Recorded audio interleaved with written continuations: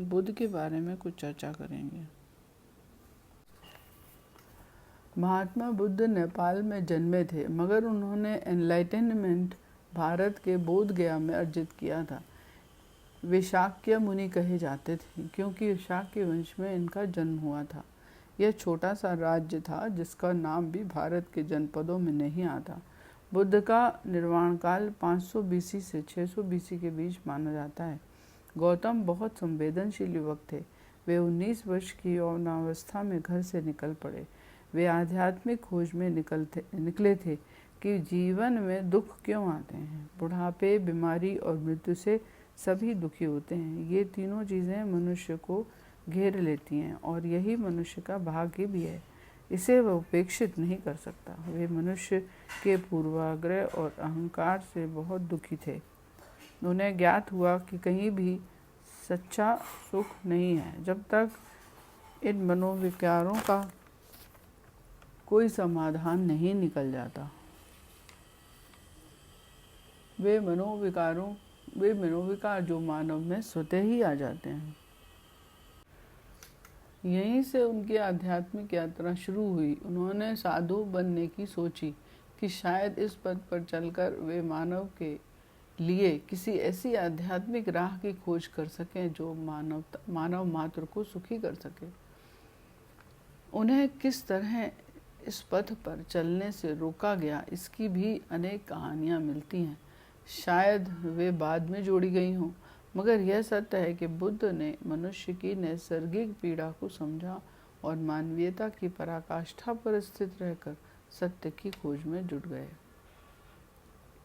साधु का वेश धारण किया और सबसे पहले राजगिरी पहुँचे, जो उस समय मगध की राजधानी थी। उस काल में भारत में जातिवाद बहुत था। ब्राह्मण वेद पढ़कर समाज के उच्च वर्ग का प्रतिनिधित्व करते हुए समाज को नियंत्रित करते थे। गौतम ने कई प्रकार के सिद्धांतों को अपनाया, उनके ग्रंथों का अध्ययन किया और अभ्यास भी किया और उस पर महारत भी हासिल की।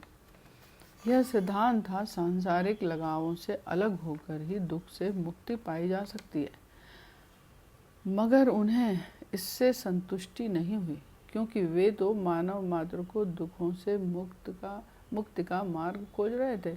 उन्होंने इस स्थान को छोड़ दिया। वे निरांजना नदी के तट पर पहुँचे। यहाँ उन्होंने तप का अभ्यास किया। शरीर को कष्ट देकर मनुष्य कैसे आध्यात्मिक स्वतंत्रता का अनुभव कर सकता है। उन्होंने उपवास, तप, व्रत सभी का सहारा लिया और अंततः बहुत दुर्बल और क्षीण हो गए। उन्होंने समझ लिया कि इससे तो मनुष्य अपनी काया को ही समाप्त कर लेगा। अपने आप को तकलीफ देना, स्वयं को दंड देने से कुछ नहीं हासिल होगा। वे उस स्थान और परिवेश को छोड़कर आगे चल दिए। वे निरांजना नदी के तट पर गए और शीतल जल से उनकी शारीरिक पीड़ा कुछ कम हुई। यहीं पर उन्हें नन्ही बालिका ने खीर खिलाई। ऐसा कहते हैं कि उन्होंने इस अभ्यास की निरर्थकता को समझा और इस स्थान को छोड़कर आगे बढ़ गए। वे विश्राम करने एक पीपल के वृक्ष के नीचे बैठ गए और कमल के आसन की मुद्रा में बैठकर उन्होंने निश्चय किया कि जब तक मैं आत्मज्ञान प्राप्त नहीं कर लेता, इसी मुद्रा में बैठा रहूँगा। ध्यान लगा लिया। तीव्र हवाएं आईं, पत्ते खड़खड़ाए, मगर गौतम गहरे ध्यान में स्थित रहे। बुद्ध ग्रंथों के अनुसार उनके ऊपर दानवी विपत्तियों ने प्रहार किया, मगर दैवीय शक्तियों ने उनकी सुरक्षा भी की। यह बड़ा रोचक प्रसंग है। शाक्य मुनि ने मन की इन दानवीय विचारों को पहचाना और अपनी आत्मशक्ति जागृत करने की चेष्टा करी और बोले कि तुम एक कायर को हरा सकते हो, मगर साहसी व्यक्ति की विजय निश्चित है। मैं लड़ते हुए प्राण त्याग दूंगा, मगर पराजय स्वीकार नहीं करूंगा। इस समय उनका मन एक अद्भुत अलौकिक पराकाष्ठा पर स्थित हो गया।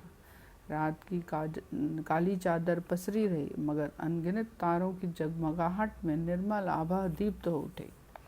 मन की दानवी शक्तियों पर विजय प्राप्त कर शाक्य मुनि का मन प्रफुल्लित हो उठा। उनकी आत्मा निर्मल प्रकाश की भांति साफ हो गई।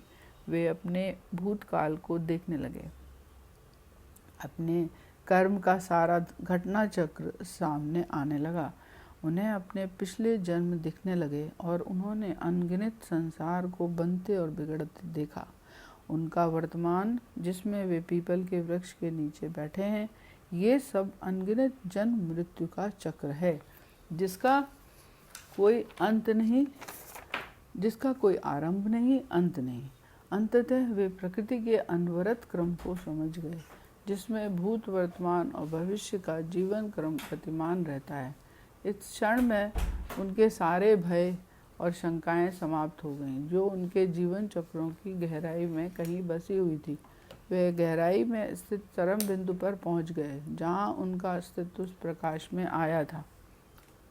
उन्होंने भ्रम के सारे जाल को समाप्त कर दिया। ज्ञान का प्रकाश फैल गया। उन्होंने मानो ऊंचे पहाड़ पर खड़े होकर सारी दिशाओं को साफ तौर पर महसूस किया। उस उच्चतम स्थान से उन्होंने मनुष्य के कर्मों पर ध्यान केंद्रित किया। कुछ लोग इस अनंत जीवन मृत्यु के चक्र में बहुत पीड़ित थे और कुछ भाग्यशाली परिवेश में दिख रहे थे। वे एकात्मिक ध्यानावस्था में समझ गए कि इस भेद का रहस्य क्या है, कि कर्म के आधार पर उन्हें जीवन प्राप्त होता है।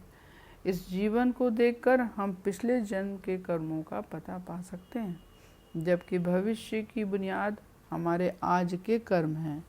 और उन्होंने law of cause and effect के सिद्धांत का प्रतिपादन किया, जो मनुष्य के जीवन और पुनर्जीवन में निरंतर प्रवाहित रहता है। शाक्यमुनि को प्रबोधन प्राप्त हुआ। जीवन का रहस्य खुल गया। वे भावातिरेक से विवल उठे। शाक्यमुनि पूरे बुद्धत्व को प्राप्त कर गौतम बुद्ध हो गए। फिर उन्होंने लोटस सूत्र की रचना की और इसका प्रसार भी किया। वास्तव में बुद्ध कोई सुपर नेचुरल बीइंग नहीं थे। उन्हें आत्मज्ञान होने के बाद भी समस्याओं का सामना करना पड़ा, मगर वे विचलित नहीं हुए। अतः बुद्ध साहस, संवेदनशीलता और अविराम कर्म करने वाले व्यक्ति थे। इस सिद्धांत के अनुसार जब तक व्यक्ति भ्रमित रहता है वह साधारण व्यक्ति है, किंतु जब उसके विचार, ज्ञान, अदम्य साहस व अपार प्रेम से भर जाता है तब वह बुद्ध हो जाता है। बुद्ध एक अवस्था है। जीवन में 10 अवस्थाओं में व्यक्ति रहता है: नरक, भूख, शत्रुता, क्रोध, मानवीयता, स्वर्ग, लर्निंग, आत्मबोध, बोधिसत्व और बोधत्व अथवा बुद्ध। सभी जन्मों में बुद्धत्व बीज रूप में रहता है। अपने अभ्यास से हम निचली अवस्थाओं से ऊपर उठकर व्यक्ति बुद्धत्व को प्राप्त कर सकता है। चरम स्थान में दयालुता, ज्ञान और साहस रहते हैं और वही बुद्ध के प्रतीक, वही बुद्ध है जिसमें कि अपार दयालुता थी, अपरिमित ज्ञान था और अदम्य साहस था।